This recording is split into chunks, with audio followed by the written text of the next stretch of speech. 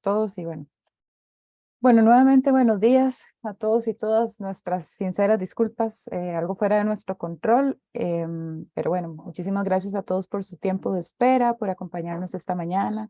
Esta actividad pues en realidad es muy importante para nosotros como Contraloría General de la República de Costa Rica, poder compartir y escuchar todos estos aprendizajes y lecciones que han tenido pues los compañeros de la OCDE y de la Contraloría General de la República de Chile.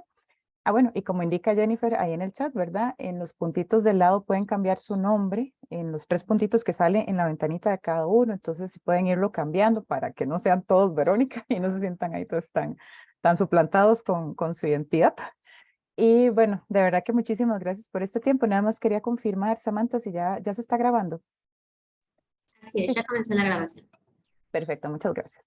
Bueno, vamos a dar inicio porque ya sin querer queriendo nos comimos un poquito de tiempo y bueno, también pues muchísimas gracias a las personas que desde la comunidad de OLACEF nos acompañan. Gracias por su tiempo y su presencia. El día de hoy, como les decía, es una actividad muy especial, muy importante. Es acerca de las lecciones de las ciencias conductuales para la Contraloría General de la República de Chile, para fortalecer el impacto de la Contraloría General de la República de Chile. Para este propósito nos acompaña Frederick Boehm. Él es analista de la OCDE, analista de políticas públicas de la División de Integridad Pública de la OCDE. Además es doctor en economía, tiene amplia experiencia en temas de corrupción, de gobernanza, de reformas en el sector público y también se ha desempeñado como docente en Colombia, Panamá y Perú. También nos acompaña María de los Ángeles Donoso Rivas. Ella es coordinadora nacional de seguimiento y apoyo al cumplimiento de la Contraloría General de la República de Chile. Es contadora y auditora por parte de la Universidad de Santiago de Chile y ha ejercido tanto su profesión en el ámbito privado como público. Y el compañero Nicolás Vega Cohen. Nicolás es coordinador de proyectos de la Función de Auditoría de la Contraloría de Chile y docente en la Escuela de Gobierno de la Universidad de Chile. Ha ejercido tanto en el ámbito público como privado en temas de auditorías, de ética, de gestión de proyectos, de control de gestión y de gestión integrada de la calidad. Es máster en Gobierno y Gerencia Pública de la Universidad de Chile y administrador público de la misma universidad. Bueno, una vez esta presentación, como ustedes pueden ver, tenemos personas de muy altísimo perfil, altísimo nivel que nos están pues regalando este tiempo. Así es que sin más le doy la palabra a Frederick para que pueda iniciar con la exposición y las preguntas nos las mandan al chat, yo las voy a estar revisando y las haremos al final. Muchísimas gracias por su tiempo. Muchas gracias, Verónica, por esa introducción. Um, Buenas tardes, buenos días a todos los que nos acompañan, que ya son muchos y me alegra mucho de la participación. Y otra vez disculpas por la pequeña demora. Voy Sam, ¿me puedes permitir compartir pantalla, por favor? Listo. Entonces, creo que ya deberían poder ver mi pantalla. Verónica, ya. Ok. Entonces, lo que voy a hacer es una pequeña introducción sobre el enfoque conductual, la metodología que tenemos en la OCDE para guiar a los que quieren aplicar este enfoque. Y terminar un poquito con lo que se puede hacer en el marco de entidades fiscalizadoras superiores, en auditoría. Y ahí los colegas de Chile podrán entrar en mucho más detalle y ha sido un gusto acompañar la Contraloría de Chile en esta aplicación del enfoque conductual que realmente es pionero en el mundo de las EFS y no solo en Latinoamérica.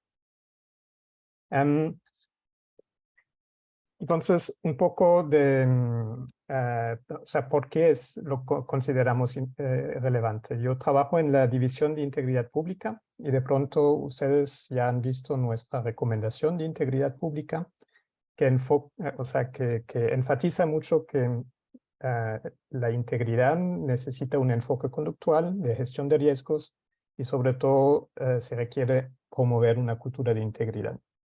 La recomendación también resalta mucho el rol muy importante de las entidades fiscalizadoras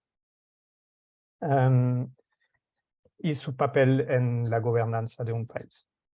Entonces, este enfoque conductual y en cultura lo que dice básicamente es que no es suficiente las leyes, sino que tenemos que mirar las prácticas, porque un cambio es realmente cuando la gente empieza a hacer las cosas de manera distinta. Entonces, si realmente queremos generar cambios, tenemos que cambiar conductas. Y por esto el enfoque conductual es tan interesante. Cuando hablamos de enfoque conductual, en inglés lo llamamos Behavioral Insights, realmente se trata de lecciones aprendidas de las ciencias conductuales como la psicología, la economía conductual, la sociología, neurociencia, o sea, varias áreas que tienen como meta principal analizar y entender las decisiones, las conductas de nosotros, los seres humanos. Y este enfoque conductual, la idea es aplicarlo, o sea, aplicar esas lecciones aprendidas para mejorar políticas públicas. Tenemos, por ejemplo, varias implementaciones en políticas ambientales, en políticas de impuestos, pero hasta la fecha muy poco se ha hecho en el marco de las entidades fiscalizadoras superiores, y la experiencia de Chile que se va a presentar hoy es en ese sentido pionera. El enfoque conductual es interesante también porque es realista en el sentido de que no nos basamos en supuestos acerca de cómo la gente actúa o cómo debiera actuar, sino simplemente se observa. O sea, se toma el tiempo de observar las conductas, de entenderlas, y en base a esto hacer propuestas para cambios. En ese sentido es inductivo y es riguroso porque se hacen pruebas antes de recomendar una aplicación a gran escala, porque también a veces sabemos que buenas ideas no necesariamente llevan a resultados. Entonces, para guiar la aplicación, la OCDE desarrolló una metodología que se llama BASIC, por sus siglos en inglés, que es B, Behavior, A, Analysis, S, Strategy, estrategia, I para la intervención y el C para el cambio. Entonces, es inductivo porque realmente se toma tiempo de identificar el problema y analizarlo. O sea, las dos primeras etapas, conducta y análisis, identifican las conductas, digamos, problemáticas o que interesantes para el resultado de la política pública, y se analiza a través de diferentes instrumentos esta conducta para entender mejor el porqué. Luego se desarrollan estrategias para apuntar a un cambio, o sea, cómo lograr que la gente cambie estas conductas identificadas y analizadas. Y luego lo que mencioné de realista, riguroso, es que normalmente se hace una evaluación de impacto, o sea, se intenta implementar esta estrategia en una intervención controlada, es decir, que se intenta controlar por variables que podrían también incidir en el resultado, para realmente estar seguro que lo que se está proponiendo como cambio cause el cambio deseado. Entonces, digamos, la metodología contempla la etapa como de implementación piloto como una fase muy importante.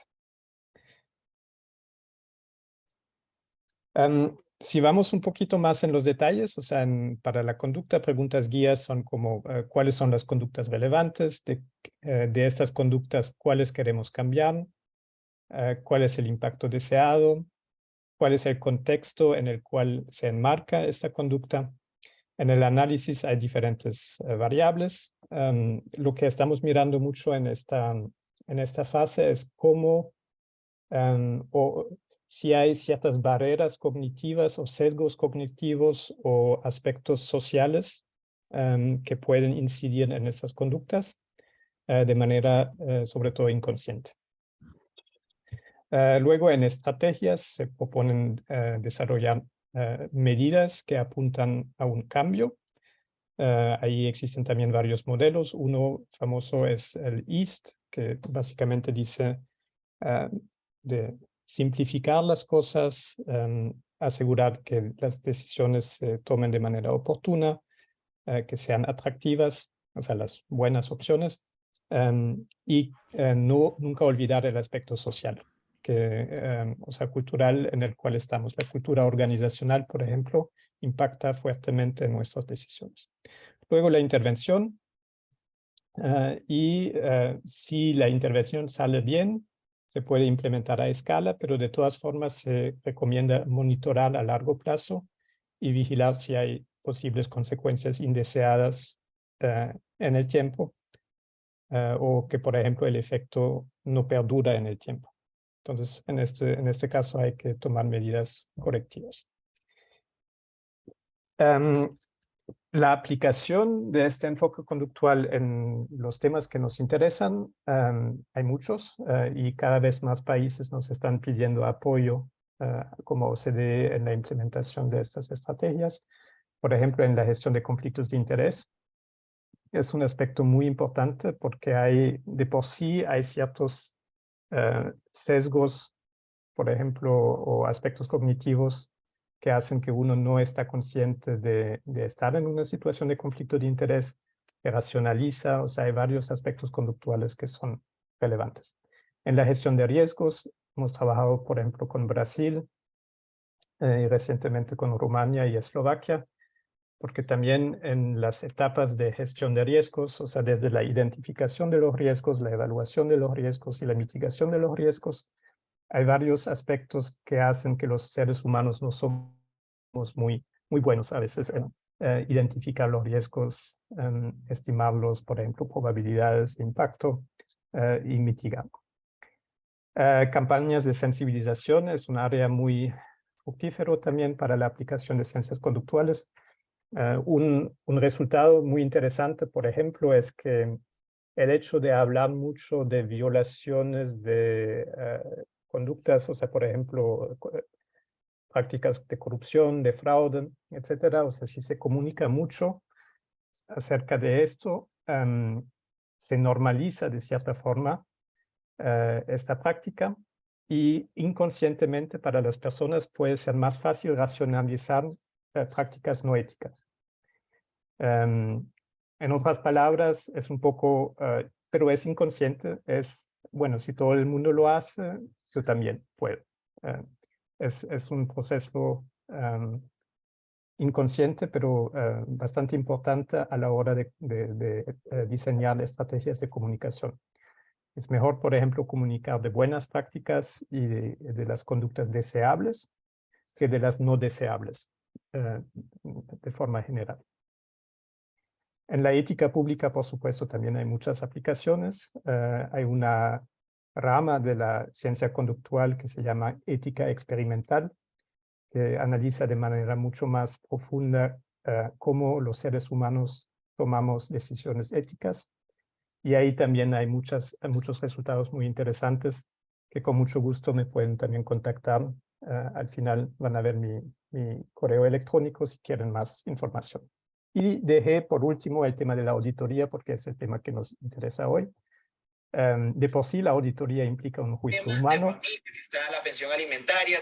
Y entonces necesita, es un área donde se puede aplicar bien esta ciencia conductual. Si miramos una teoría de cambio simplificada de una EFS, hay las auditorías, hay los informes de auditorías. Después de estos informes se deben usar de alguna forma por parte de los auditados. Después hay como una brecha de atribución, es decir, que no podemos causalmente realmente decir que el cambio en la entidad auditada es resultado directo de la auditoría, pero sí la auditoría puede contribuir a este cambio, y mucho más allá en la cadena de resultados podemos observar cambios en la sociedad, en la gobernanza de un país. En cada una de esas etapas hay auditores, hay auditados y a veces otros actores que están sujetos a barreras y sesgos cognitivos, que actúan en un contexto social muy específico, y esto puede poner en peligro el alcance de los objetivos de la auditoría, de los resultados esperados. Y ahí se nota que es muy importante el contexto, entender de manera muy detallada el contexto. Con esto quiero terminar mi pequeña presentación. Espero que hayan visto las presentaciones. Y aquí tienen también mi correo electrónico por si tienen alguna duda adicional. Muchas gracias. Muchas gracias, Frederick. Paso ahora a darle la palabra a la compañera María de los Ángeles Donoso, que nos comentará un poquito más acerca del trabajo realizado en la Contraloría de la República de Chile. Adelante, María de los Ángeles.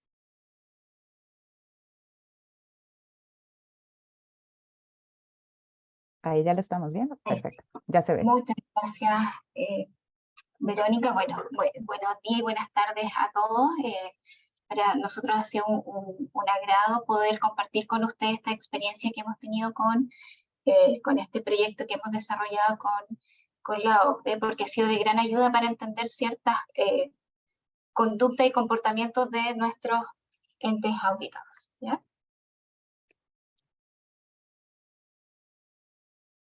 Bueno, dentro de nuestra Contraloría y de toda la EFS es fundamental para nosotros mostrar los resultados y el impacto de nuestros trabajos, particularmente de las auditorías que se realizan en el ámbito de nuestras funciones y atribuciones. En ese sentido, nosotros determinamos cierta problemática que nos estaba generando que probablemente no estaba teniendo el impacto que nosotros queríamos con nuestros productos de fiscalización y auditoría.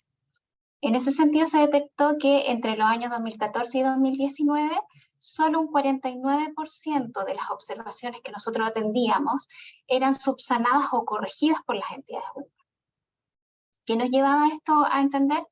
Que efectivamente el impacto es muy importante dentro de la labor de fiscalización, porque implica que las entidades a las cuales nosotros auditamos puedan mejorar sus procesos internos. Y esa situación nos estaba dando una señal de que no siempre se estaba generando. Bueno, con el apoyo de la OCDE, lo que se hizo fue un estudio para poder identificar cuáles son las brechas dentro del comportamiento humano que impiden o implican que estas entidades, entidades públicas que son fiscalizadas por nuestra Contraloría General, no estén implementando ciertas recomendaciones y acciones correctivas que nosotros requerimos en nuestros productos de fiscalización y auditoría realizadas. Bueno, como les señalaba y como les señaló también Frederick, dentro de la metodología BASIC, nosotros hoy día nos encontramos en la parte de intervención.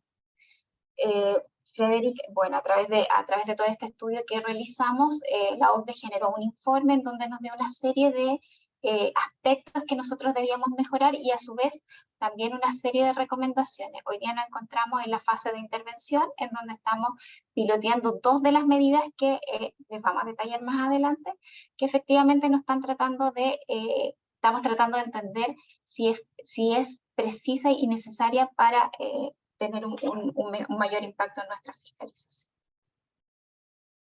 ¿Ya? Dentro de los principales desafíos que nosotros tenemos identificados, dentro de este informe también se señalaron tres áreas principales. Les voy a contar un poquito cómo se basó el informe, la intervención. Primero, esta fue un análisis cuantitativo de la información, determinar cuánto era la cantidad de observaciones y auditorías que nosotros atendíamos al año.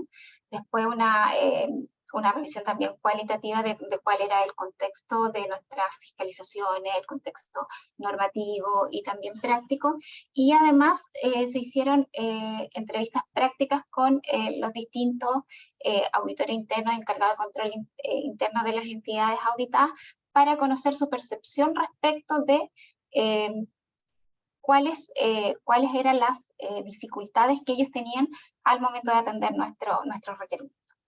Dentro de ese análisis se determinaron 3 grandes áreas que están impactando nuestros resultados, y los voy a detallar a continuación, y es principalmente que los directivos de los organismos auditados se involucran poco y presentan poco interés en corregir nuestras acciones correctivas. Esto principalmente se debe a que ellos tienen una percepción de que nuestro sistema de sanciones es débil, que muchas veces generamos procedimientos administrativos que quedan en nada, o se lo ordenamos a ellos, y esa situación no siempre tiene los mejores resultados queridos.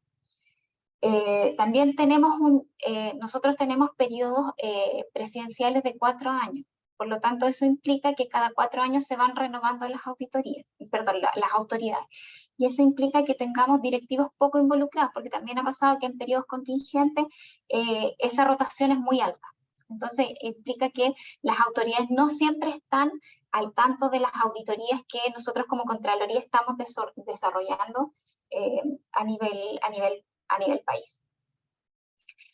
Otro desafío importante o brecha que debemos abordar es el alto número de observaciones que se presentan en nuestros informes, lo que genera una sensación de que tener gran volumen de observaciones impide que la corrección sea más fluida, y que también genere fatiga en la toma de decisiones.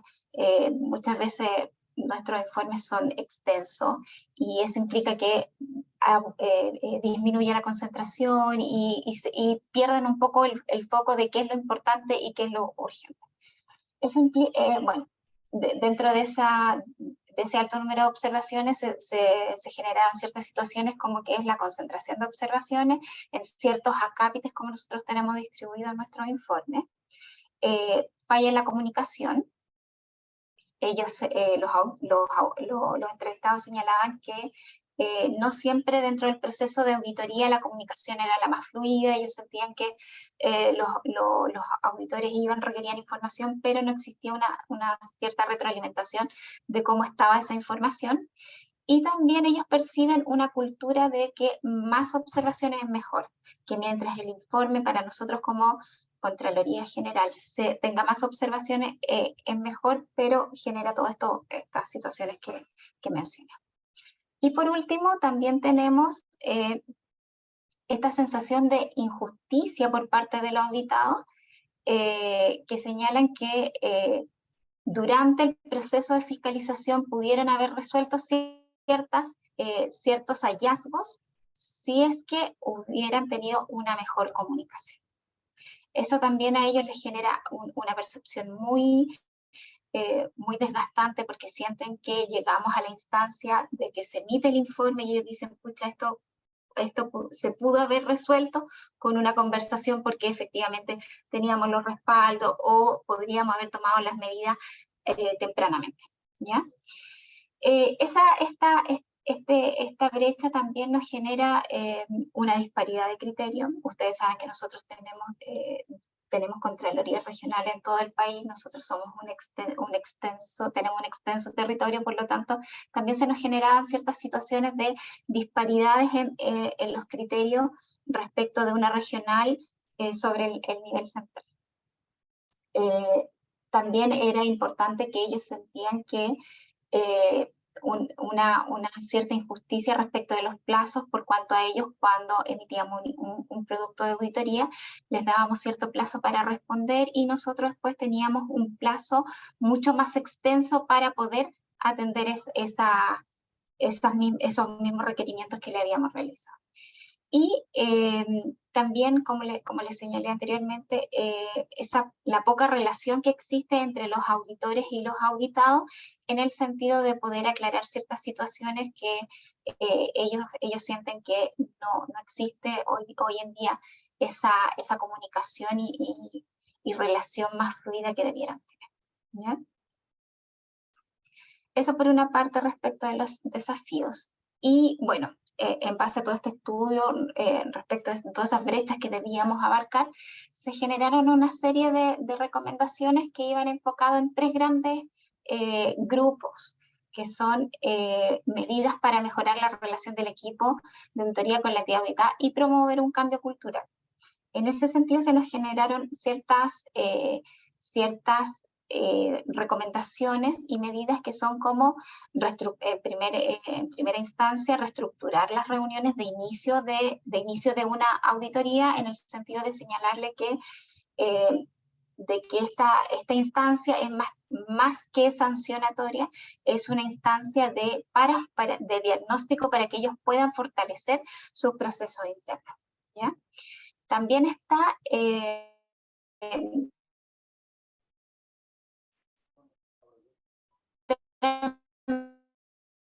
¿Me lo mandaste, Jimmy?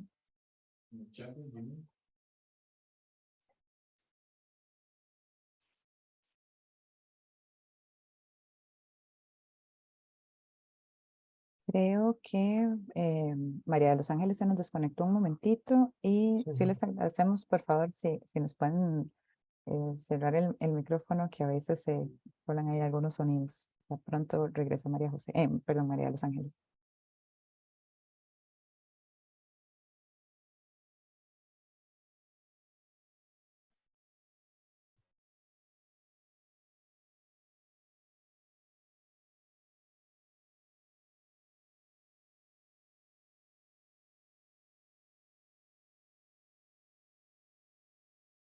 Démosle un momentito a María de los Ángeles para que se nos vuelva a unir. Y si no, bueno, vamos a darle un chancito primero. Muchas gracias.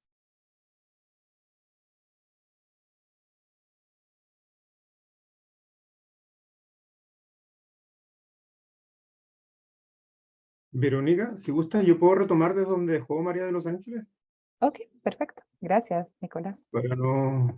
para no atrasarnos más. Sí, muchas gracias. Exacto. Aquí está María de los Ángeles, me parece que la acabo de ver que se conectó. sí. Esperémosla ahí entonces. ¿Estás aquí, María? Sí, Sí. volví, perdón, mil disculpas, una caída de la red. Tranquila, Ya, vuelvo a compartir. no pasa nada.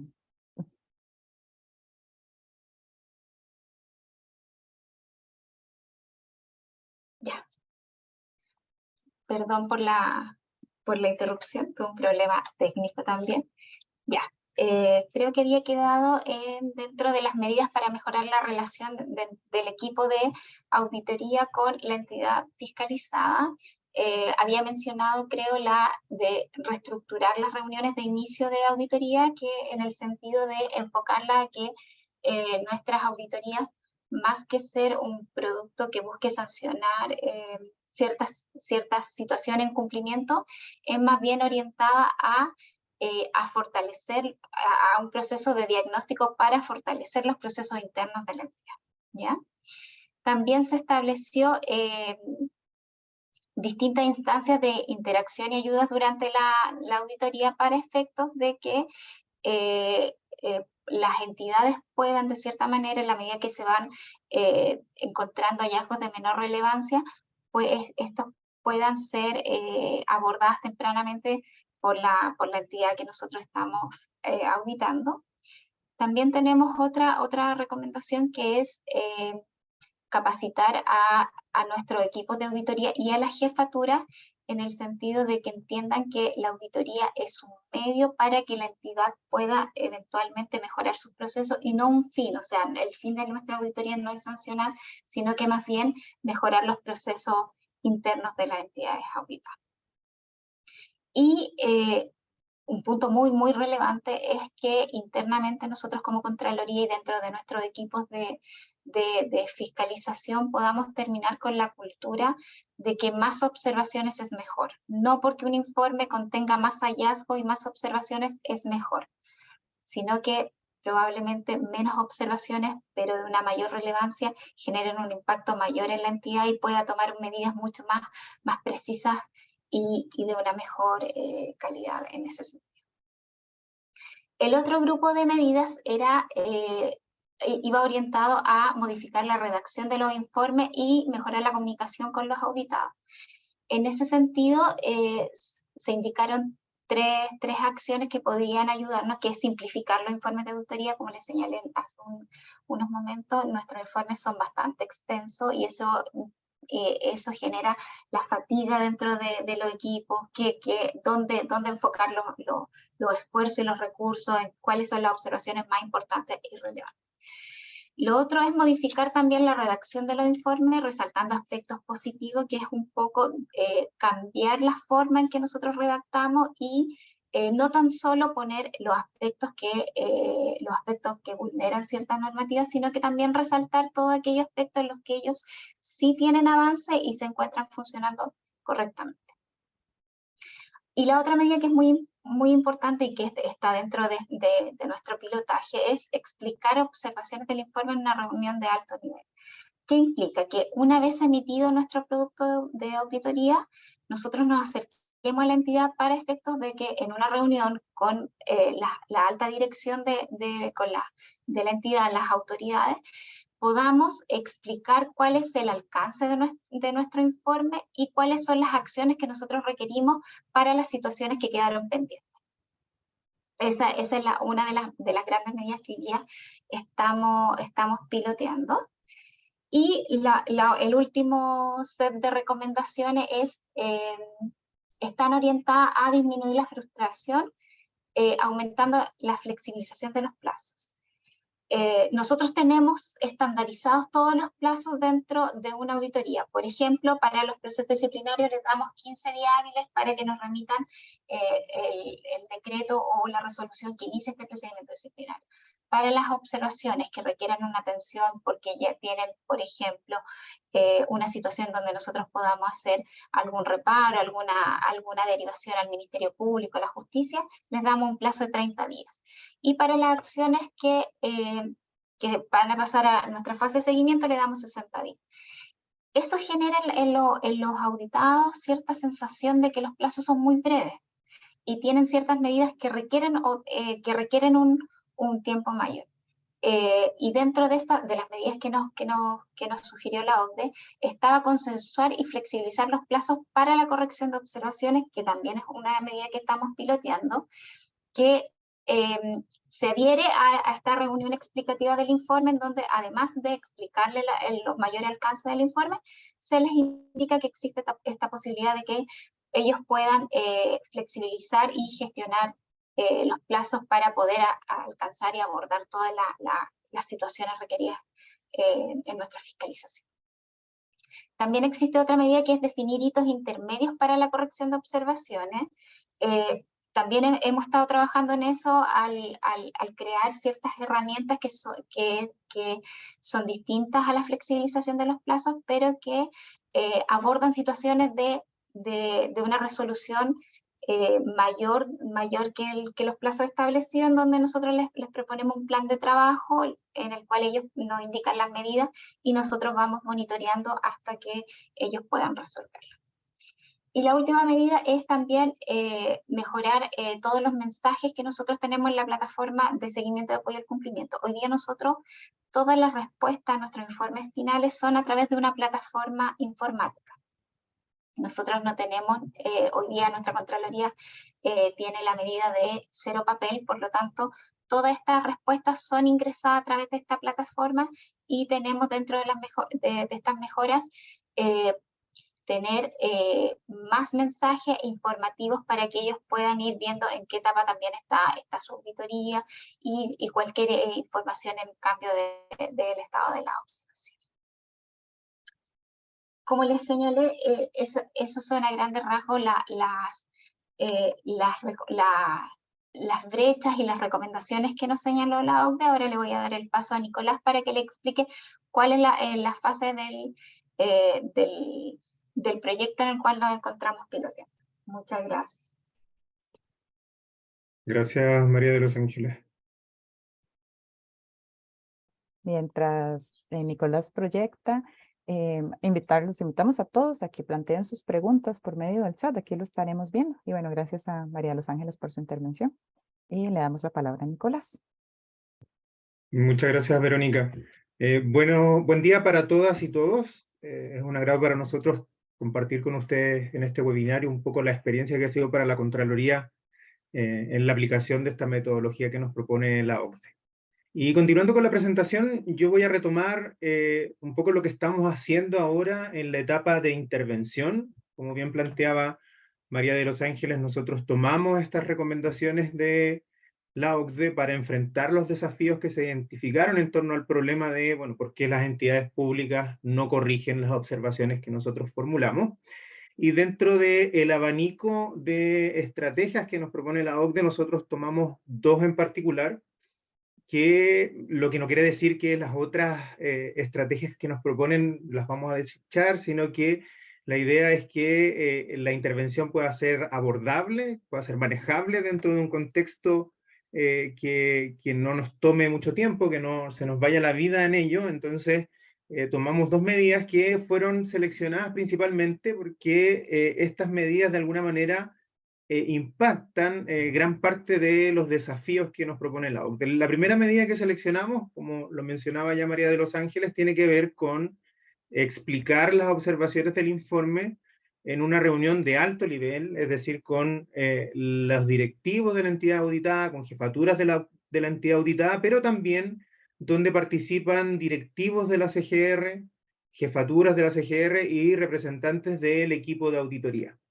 Esto es una innovación para nosotros porque tradicionalmente en el proceso de auditoría, si bien es cierto, habían reuniones durante la ejecución de la auditoría, no había una reunión final donde se explicara el informe completo ya finalizado con cada una de las acciones correctivas que nosotros le solicitábamos.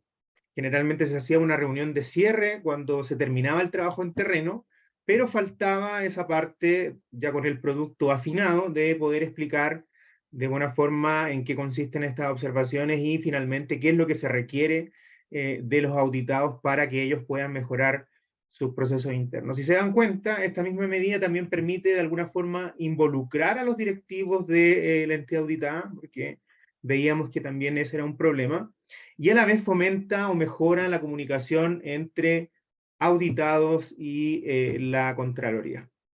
Por otro lado, también quisimos pilotear la medida de la flexibilización y consensuación de los plazos para que de alguna forma ellos dejaran de sentir esta especie de injusticia donde nosotros nos tomamos el tiempo que queremos y a ellos les exigíamos plazos muy acotados.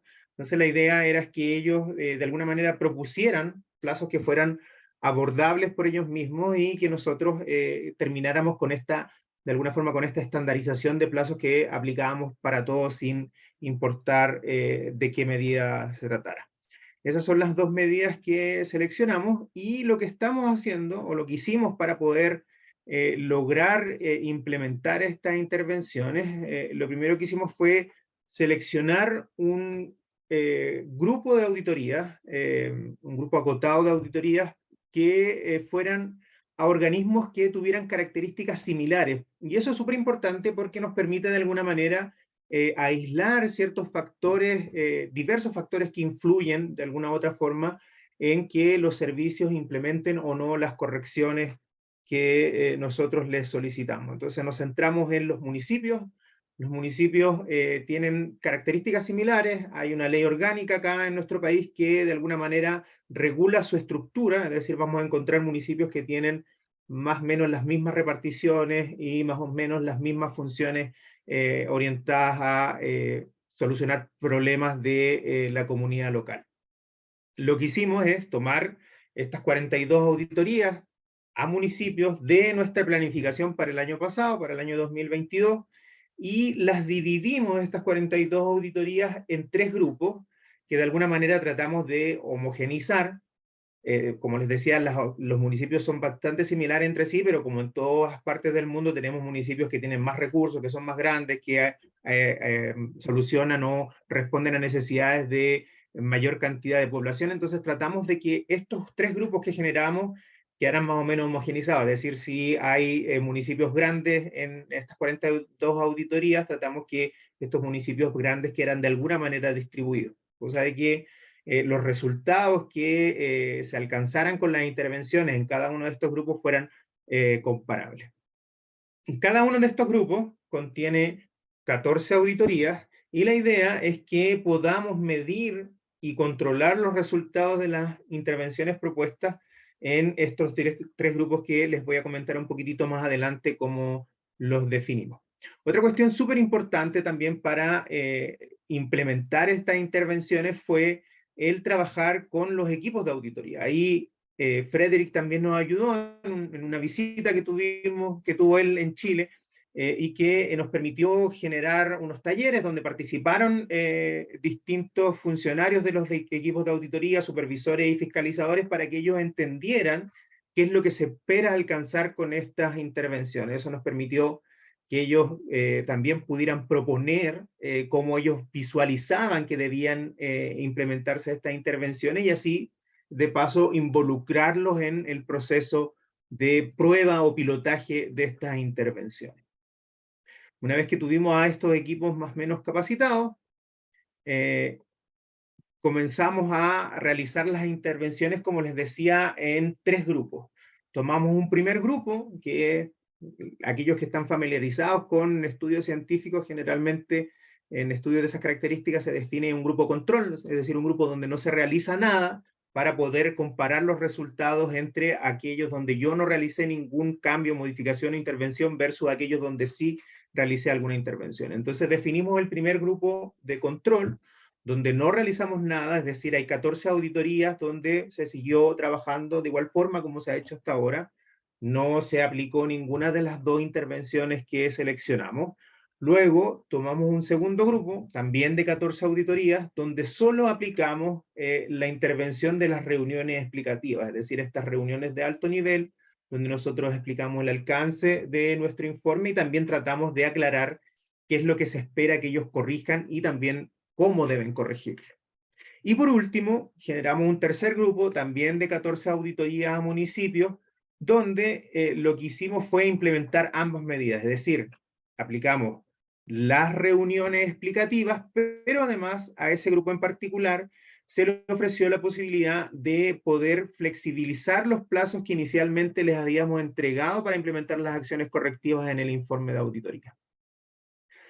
Entonces, la idea y la manera que nosotros estamos midiendo los resultados hoy en día es en base a dos mecanismos. El primero tiene que ver con aplicar una encuesta online, que es bastante breve. Nos preocupamos mucho de que fuera muy breve para que ellos las contestaran, porque cuando uno hace una encuesta muy extensa, hay una alta probabilidad que a muchos les dé pereza contestarlas o no quieran contestarlas. Entonces nos preocupamos de generar una encuesta muy breve. Son solamente 8 afirmaciones con escala de Likert, donde les pedimos a las personas que participaron de estas reuniones explicativas que nos comenten su nivel de acuerdo con una determinada afirmación. Al final de la presentación les voy a mostrar un poco cuáles eran estas preguntas y los resultados que hemos obtenido hasta ahora. Es súper importante también la aplicación de estas encuestas, porque teníamos la oportunidad de encuestar a directivos de estos municipios. En muchas oportunidades son los mismos alcaldes los que han respondido a estas encuestas, o bien los directores de control de estos municipios, o jefaturas que se relacionan directamente con la materia que se está auditando. Entonces, obtenemos información de primera fuente de este nivel directivo, pero también de funcionarios que son más operativos, que por alguna otra razón también participaron de estas reuniones, y aprovechamos también de encuestarlo. Eso como una primera parte, y la idea es obtener información cualitativa respecto a las percepciones de estos funcionarios públicos sobre cómo ellos valoran las intervenciones que nosotros estamos proponiendo. Y por último, lo que esperamos hacer un poco más adelante, y de hecho hay algunas auditorías de las que seleccionamos, de las que están siendo parte de este estudio, que ya están recibiendo sus procesos de seguimiento. Entonces, lo que esperamos es tener ya a final de año o principios del próximo año los resultados también de los seguimientos, y ahí va a ser ya un dato un poco más cuantitativo. Les mostrábamos al principio de la presentación que tenemos un nivel promedio de corrección o subsanación de las observaciones en torno al 49-50%, entonces queremos ver si después de las intervenciones estas tuvieron algún impacto positivo en mejorar este nivel de subsanación. Entonces ahí vamos a ver, del total de observaciones que requieren seguimiento de estas 48 auditorías que yo les mencionaba, cuántas observaciones finalmente o qué porcentaje de estas observaciones fueron corregidas por la entidad auditada. Esperamos que ahí los resultados también sean satisfactorios, como lo han sido a nivel de encuesta o de esta percepción más cualitativa de los funcionarios que han participado de estas intervenciones. A la fecha, llevamos un avance ya de la implementación de estas intervenciones, bastante ya cerca de finalizar. Tenemos de las 28 auditorías que requieren intervención, es decir, ¿se acuerdan? Hay 2 grupos que tienen intervenciones, más el grupo control. 24 de esas 28 auditorías ya recibieron la intervención, es decir, se realizó la reunión explicativa, y para el grupo 3, que contiene 14 auditorías, también se ofreció la posibilidad de flexibilizar los plazos inicialmente entregados en el informe de auditoría. También ya distribuimos la encuesta a más de 130 funcionarios públicos, como les decía, hay de todo: directivos, alcaldes, jefaturas, analistas, funcionarios públicos en general. Y de estos 130 funcionarios a los cuales les hemos aplicado la encuesta, ya hemos recibido respuesta de 92 funcionarios, es decir, del 71%. Ya podemos identificar algunas tendencias en base a las respuestas que ellos mismos nos han entregado. Y eso es lo que quería revisar con ustedes para finalizar la presentación.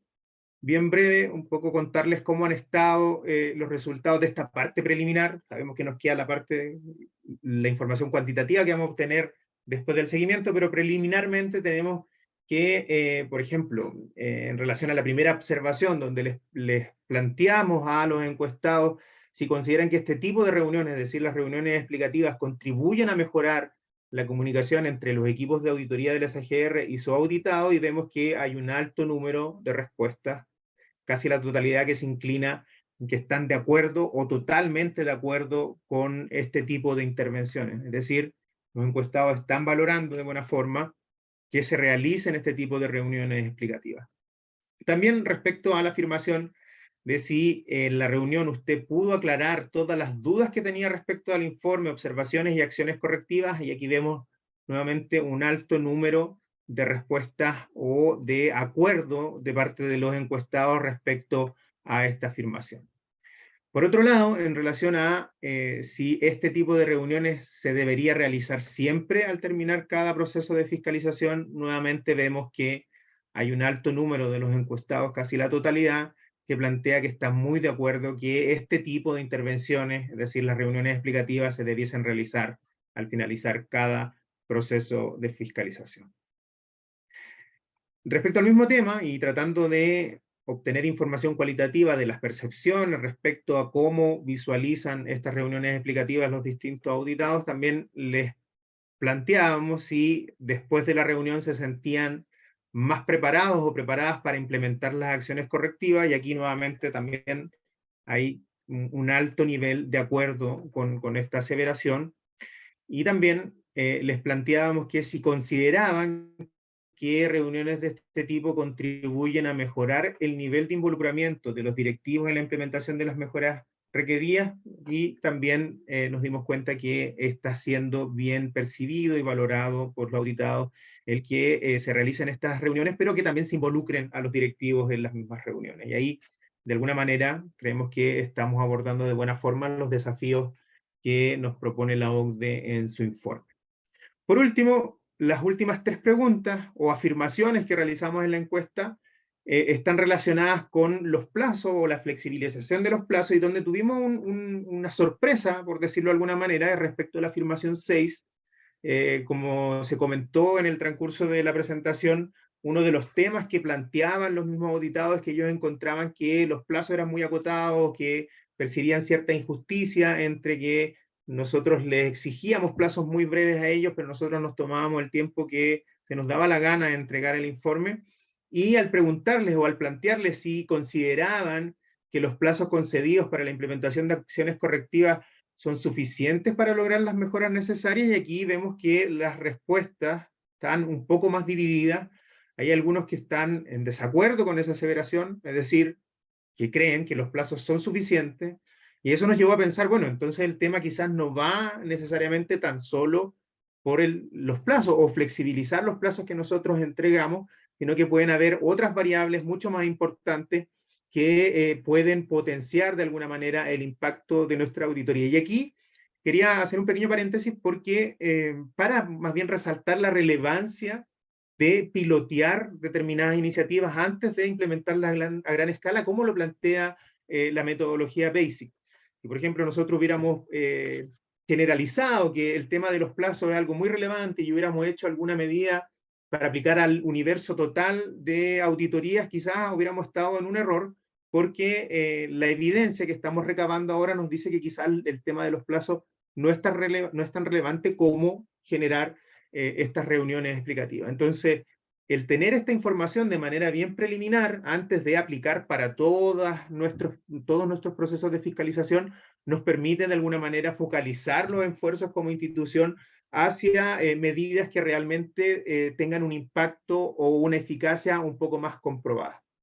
Y las últimas dos afirmaciones tienen que ver con si considera que la CGR debería escuchar a los auditados a la hora de definir los plazos para la implementación de acciones correctivas. Ahí se están de acuerdo, la mayoría está de acuerdo, y quizás se podría modificar, más que ampliar los plazos para todos, tener una conversación con los auditados en torno a definir quizás hitos intermedios que permitan hacer más alcanzable el implementar estas acciones correctivas, lo cual puede tener quizás un impacto como el esperado. Y por último, la entrega, ante la afirmación, la entrega de los plazos más flexibles para la implementación de acciones correctivas contribuye a facilitar la mejora de sus procesos internos. Hay también un alto grado de acuerdo al respecto. Eso es un poco lo que queríamos presentarles. Como les comentaba, nosotros estamos ya en una etapa más o menos cerrando la aplicación de la metodología. Creemos que nos ha traído bastantes buenos resultados en el sentido que nos ha permitido abordar las problemáticas ya no tan solo desde el punto de vista normativo, de procesos, o de modificación de objetivos, sino que derechamente ir a las conductas, a entender cómo actúan los distintos involucrados en el proceso de auditoría, lo cual yo creo que es bastante innovador y positivo para conseguir lo que todos queremos como entidades fiscalizadoras superiores, que es que las entidades públicas mejoren sus procesos y así mejoren los servicios y beneficios que entregan a la ciudadanía. Muchas gracias. Muchas gracias a Frederick, a María Los Ángeles y a Nicolás por su tiempo de exposición. Tenemos varias consultitas y comentarios en el chat.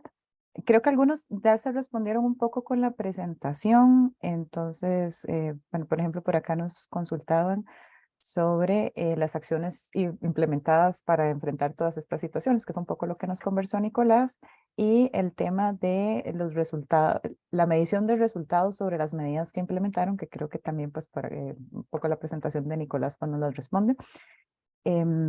Algunas otras consultas que tenemos por acá, ¿verdad? Es con el tema de redacción de los informes cuando tenemos hallazgos positivos. Y antes de darle la palabra, un comentario.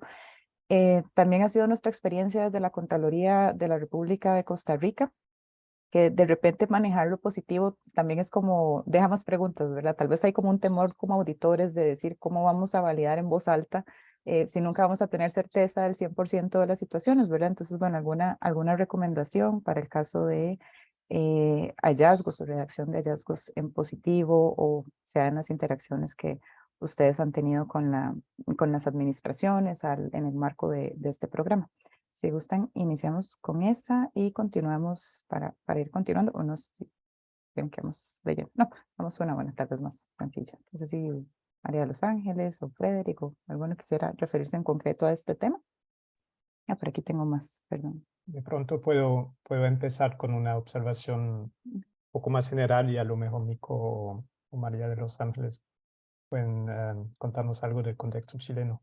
Pero la idea atrás de esa recomendación no es tanto de incluir hallazgos positivos, porque ahí sí entiendo que... Pero la redacción misma, la manera como se redacta el informe, puede tener una introducción que resalta algunos progresos. O sea, el tema es que lo que nos comentaron, y no solo en Chile, sino yo estoy trabajando con varias contralorías y entidades fiscalizadoras y con administraciones públicas, Y lo que me comentan muchas veces es esta percepción de que cuando recibes un informe de auditoría todo es mal. O sea, y también no se, o sea, se siente que están trabajando en algo, pero no se ve. Y la idea, creo, clave detrás de esa perspectiva es lograr una relación más constructiva, más estratégica de pronto también entre auditor y auditado. Y enfocar, como bien lo dijeron, también en esos cambios relevantes.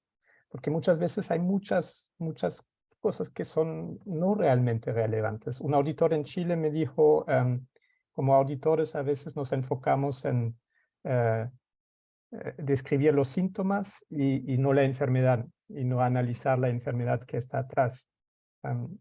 Y como dijo Nicolás, al final lo que queremos es un cambio en la administración. Y pues yo creo que eso es uno de los caminos, es resaltar más también este ambiente más constructivo. Y había también una pregunta que veo un poco relacionado y aprovecho para responder desde mi perspectiva. Si aceptan que la entidad auditada corrija observaciones en el transcurso de la ejecución de una auditoría, me parece que realmente no hay problema. O sea, eso lo que hace es reducir la cantidad de observaciones y sobre todo también transfiere esta visión más de colaboración, de construcción conjunta, de mejora conjunta. Bueno, ya hablé mucho. No, más bien, muchas gracias. Estamos aquí para escucharlos. No sé si María de los Ángeles o Nicolás quisieran adicionar algún comentario sobre estos temas, sino para ir a otra consulta. Efectivamente, es una forma de que nos sugirió el equipo de que pudiéramos de cierta manera, dentro de nuestras observaciones, plasmar que no todo era negativo, sino que ellos también habían tomado algunas medidas al respecto, pero que faltaban ciertamente algunas acciones para que ellos pudieran corregirlo completamente, pero la idea era que no tuviera una connotación tan negativa, sino que también se reconociera todo el esfuerzo y el trabajo que ellos están realizando en pos de mejorar esas situaciones. Y lo otro que es muy relevante también para nosotros y que mejora mucho la comunicación entre los auditores y entre nuestro equipo de fiscalización y los auditados, es que, y que fue una de las grandes, por así decirlo, críticas, era de que había muchas situaciones que si se conversaban dentro de la misma auditoría, ellos como auditados podían resolverlo, porque tenían la documentación o tenían los procedimientos establecidos, pero era muchas veces un tema de falta de comunicación. Entonces, dentro de ese contexto, se tomaron ciertas medidas en donde se les indica a los equipos de auditoría que consulten, que le pregunten, sobre todo cuando son situaciones de menor relevancia. La idea es que ellos tomen también una medida de control para corregir el proceso, más que efectivamente el hecho puntual. Entonces, cuando se genera esa instancia en donde ellos efectivamente corrigen su proceso, nosotros podemos dar por corregida esa situación y no llevarla al informe propiamente tal. Muchísimas gracias. Tengo por acá, bueno, por otra consulta, esta es de una compañera aquí de Costa Rica, que nos consulta cuánto tiempo se está ampliando el plazo para cumplir, cuánto se amplían estos proyectos piloto. Yo puedo tomar esa. No hay un deadline, por llamarlo así, o un plazo estándar adicional. Lo que buscamos es que de alguna manera se logre consensuar entre el auditado y el equipo de auditoría. Lo que sí propusimos como una especie de barrera, que no es tan estricto tampoco, que ojalá que estos plazos adicionales no superaran un año calendario, es decir, tampoco que se fuera mucho más allá en el horizonte, cosa que era en una situación que no pudiéramos controlarlo.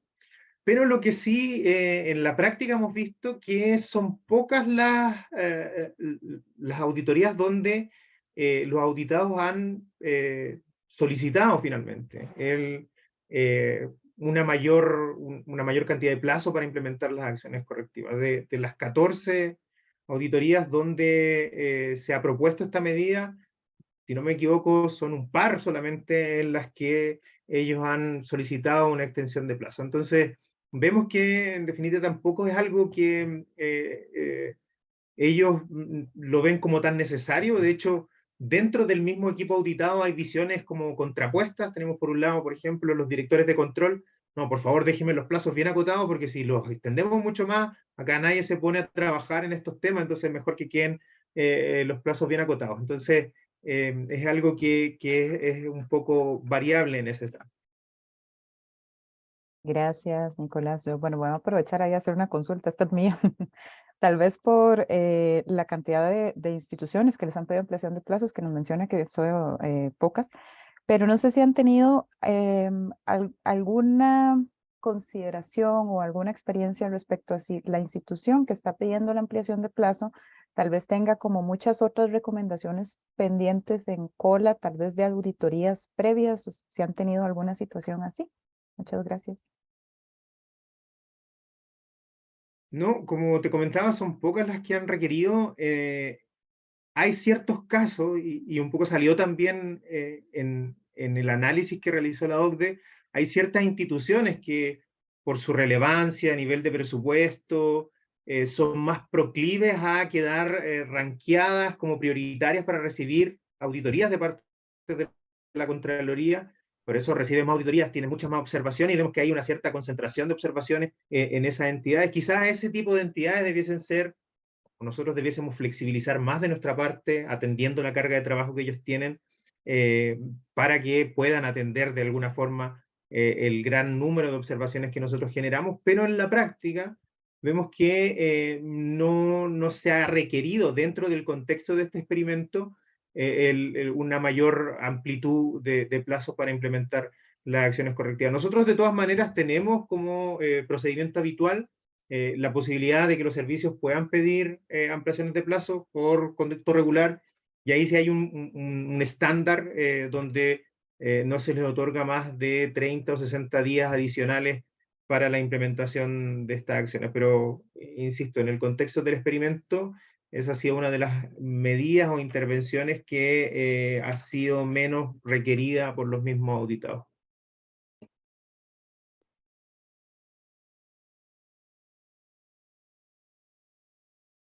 Disculpen, muchas gracias, Nicolás.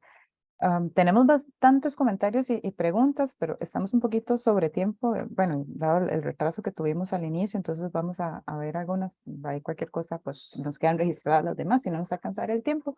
Por aquí tenemos una consulta respecto a si en esa reunión en la cual se explican estas acciones de mejora, no se estaría coadministrando. Y bueno, esa sería la siguiente consulta, ¿cómo lo valoran? Disculpen que me meta, no, pero a mí esta pregunta me gusta en particular porque es un problema que es casi que está en la historia de los últimos años de la Contraloría. ¿Dónde está el límite entre guiarlos y no caer en la coadministración? Y aquí yo creo que lo importante es lo que comentamos y hablamos bastante en el transcurso del webinario, que tiene que ver con cuál es el fin último de nuestra auditoría. ¿Qué es lo que queremos lograr nosotros como EFS? Queremos que la administración mejore sus procesos internos.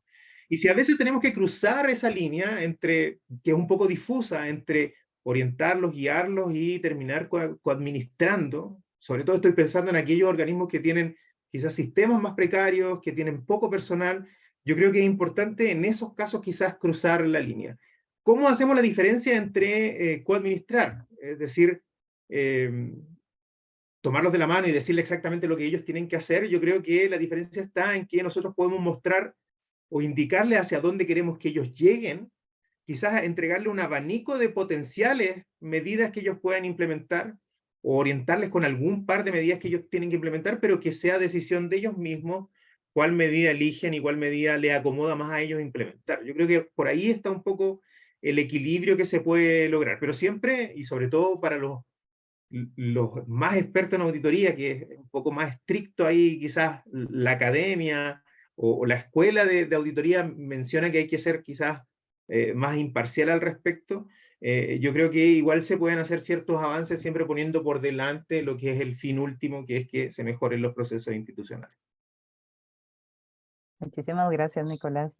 Aquí hay otra consulta que a título personal pues me parece bastante interesante, que cuando la conducta del auditado es distante del auditor, ¿cómo lograr ese punto de equilibrio frente a garantizar los resultados de los objetivos propuestos en la auditoría? Creo que va un poco incluso en la línea de lo que, de la pregunta anterior, ¿verdad? Respecto a dónde está el límite de hasta dónde podemos llegar y tal vez de hasta esas normas sociales no escritas, pero que están en la función de auditoría respecto a cómo hacer esa interacción que siempre sea pues propositiva.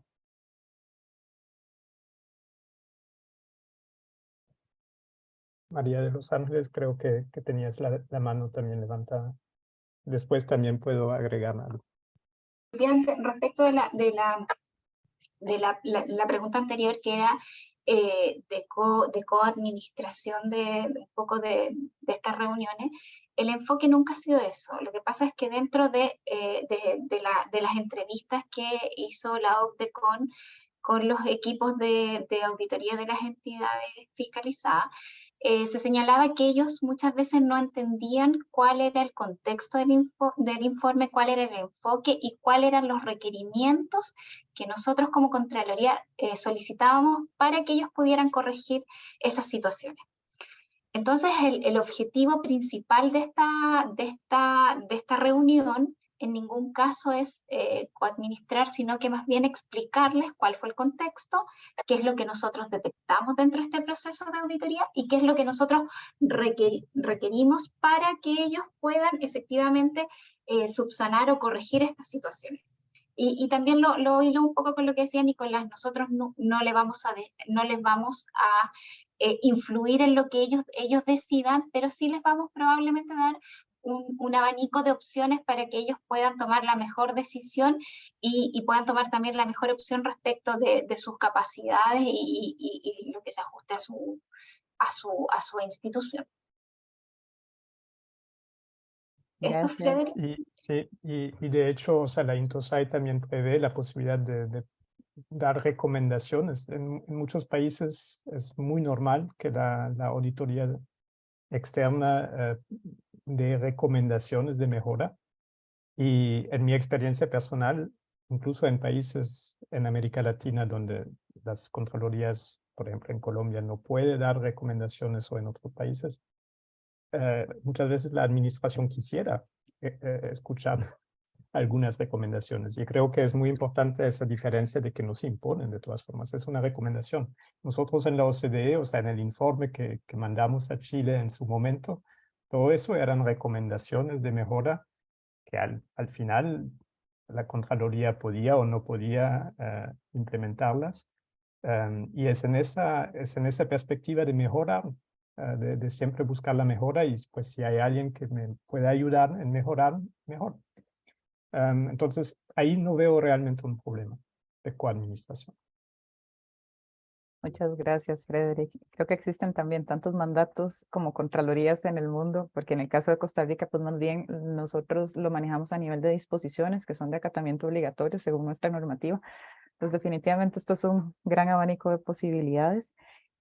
Por acá un comentario que nos deja el compañero Alex Monge, de acá de Costa Rica, que para compartirnos una experiencia, la verdad no sé si todos pueden ver los mensajes, pero si no lo voy a leer, dice: la incorporación de la auditoría ágil en la Contraloría de Costa Rica también ha llevado como propósito un enfoque más empático, más focalizado en la implementación oportuna de mejoras en la señalización de hallazgos, que en la señalización de hallazgos como un fin en sí mismo. Esto fue un proceso que arrancó en medio de la pandemia, como una forma también de recordar, ¿verdad?, que pues hay entregas de valor que podemos hacer con ese mínimo producto viable y que también esa es una forma en la que podemos como auditores ir repensando nuestros procesos. Bueno, por acá hay una consulta muy puntual de que si no se ha atendido una recomendación, si hay algún proceso sancionatorio en el caso de Chile. Esa es un poquito más puntual, no sé si aquí nos pueden comentar un poquitito. Bueno, sí, nosotros efectivamente cuando no se han atendido ciertas recomendaciones, tenemos varias instancias, o sea, vamos a las entidades, requerimos las respuestas, como así decir, nosotros le llamamos a los informes finales, de que ellos no las tengan, les damos un nuevo plazo, y si efectivamente ya al nosotros comenzar a elaborar nuestro informe de seguimiento, vemos que no hay voluntad por parte de las entidades para poder corregir o subsanar las observaciones, tenemos ciertas medidas que, dependiendo también de la naturaleza y de la gravedad de la observación, pueden ser derivaciones a ciertos organismos internos del país, o bien solicitar la instrucción de procedimientos disciplinarios, que lo pueden hacer las mismas entidades o también los podemos hacer nosotros para efectos de buscar las responsabilidades administrativas de por qué no se están llevando a cabo estas correcciones e instrucciones. Muchas gracias. Muy interesante también a la luz de cuando actuamos bajo coacción o bajo motivación. Hay un par de preguntitas acá para tal vez ir cerrando y no demorarlos mucho, ¿verdad? Nos consulta la compañera Ana Belén, en la medición de resultados, en relación con el cumplimiento de medidas correctivas, ¿han valorado también medir el valor público que generaron las recomendaciones que fueron subsanadas? O tal vez si tienen indicadores del tipo peso, peso, por ejemplo, invertido por parte de la Contraloría, pesos, digamos, ahorrados para la hacienda pública en el caso de Chile. Si con este plan piloto pues también hubo alguna medición en ese sentido, ¿verdad? O si como no ha terminado, pues si lo tienen previsto a futuro, mediciones de valor público. Por el momento no. Hace unos años atrás se realizó un estudio de esas características con apoyo de la Escuela de Ingeniería de la Universidad de Chile, donde a través de una metodología que estableció la misma universidad, se trató de medir cuánto dinero permite ahorrar la aplicación de un proceso de fiscalización. Y los resultados creo que son públicos, se los puedo compartir, es un estudio de un par de años atrás. Pero creo que sí, es una cuestión que podríamos seguir nosotros también potenciando y desarrollando, ver el valor público de los recursos invertidos en fiscalización. De todas maneras, es un buen antecedente para la solicitud de presupuesto de cada año, es decir, en qué se gasta esta plata y finalmente cómo termina impactando en buenos resultados de la administración. De todas maneras, permite que aquellos que deciden el presupuesto para las FS tengan en consideración que finalmente no es un gasto, sino que es una inversión. Pero específicamente para este estudio en particular no lo teníamos considerado, quizás es algo que podemos revisar ahí con el equipo. Frederick, tú que te manejas más en estos temas, quizás nos puedas ayudar también para incluir alguna cápita de estos en el informe final que pretendemos sacar una vez que ya testeemos todo el proceso de intervención. Muchísimas gracias. Tenemos otra consulta por acá de la compañera Angie Chávez, también de acá de nuestra institución, y que sí se ha trabajado también con el tema de coaching de equipos para construir soluciones conjuntas. Pues esto genera sentido de pertenencia y compromiso, y tanto a lo interno de los equipos de auditoría como en las relaciones entidad fiscalizadora, entidad auditada.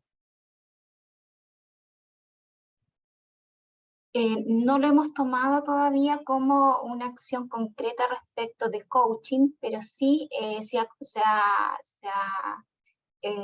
difundido a nivel de instrucción y de concientización de que efectivamente la auditoría tiene que ser más bien colaborativa y ellos, los equipos también, tratar de cambiar su conducta respecto de que esto es, si bien es una auditoría que está dentro de nuestras funciones y atribuciones, también tiene que tener el aspecto de poder contribuir a mejorar los procesos de la entidad.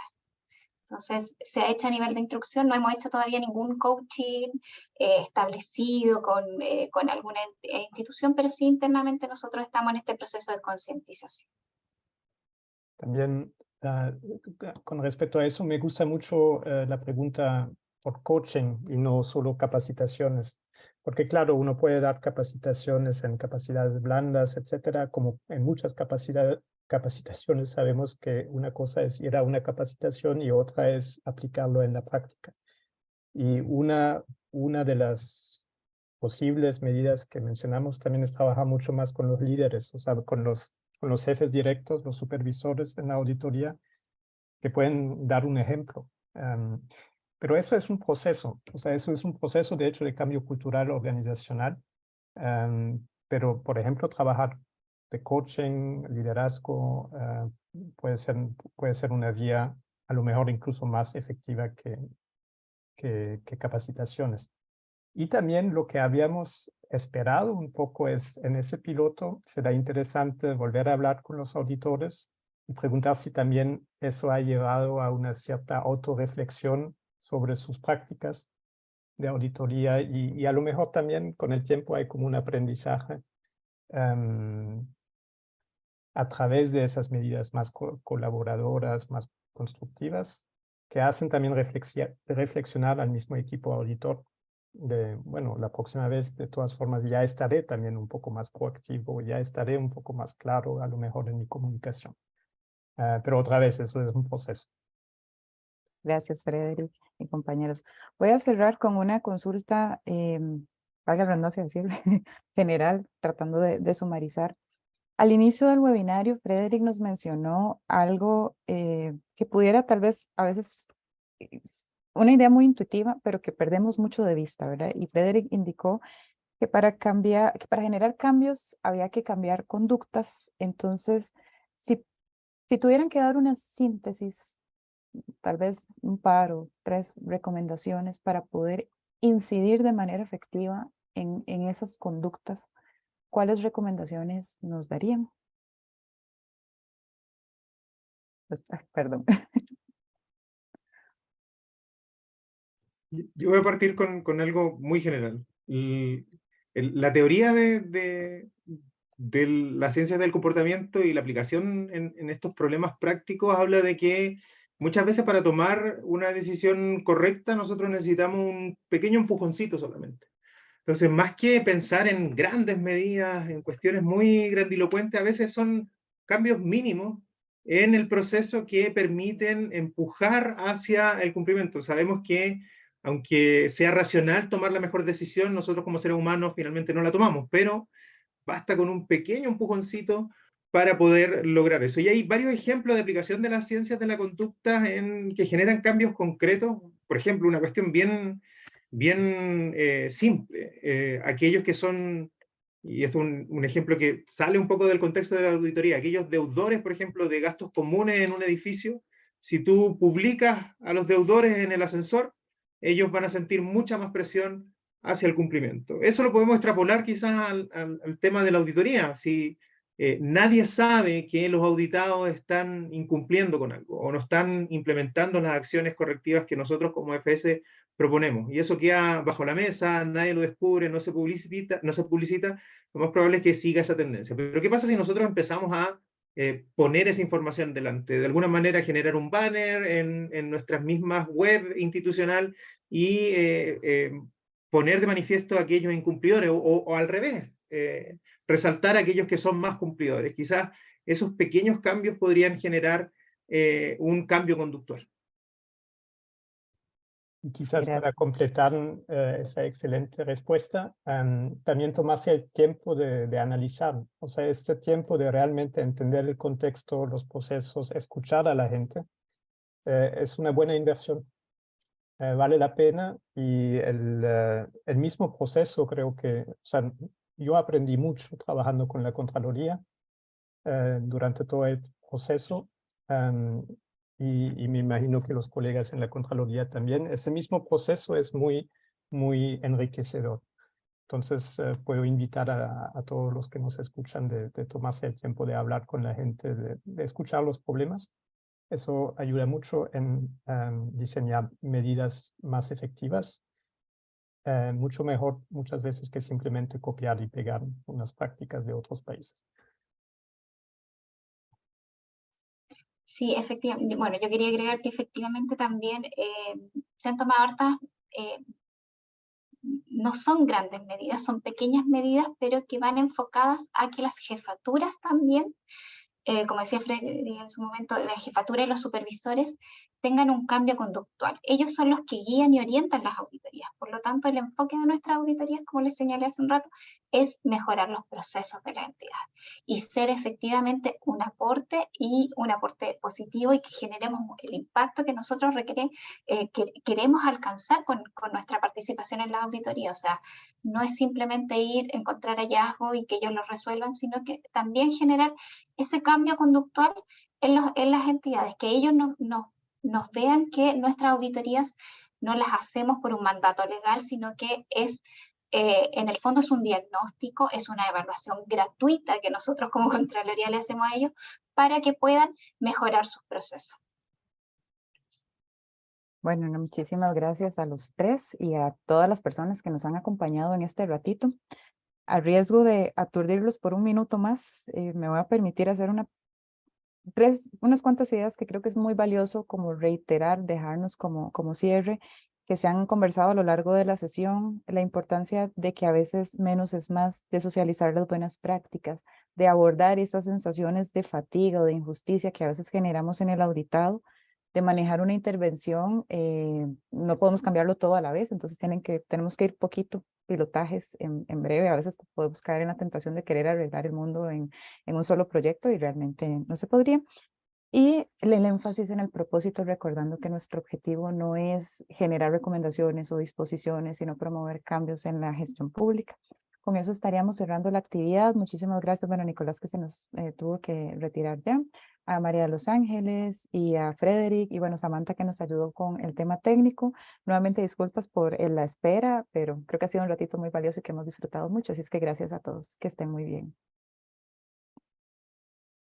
Muchas gracias, cuídense mucho y que tengan un lindo fin de semana también.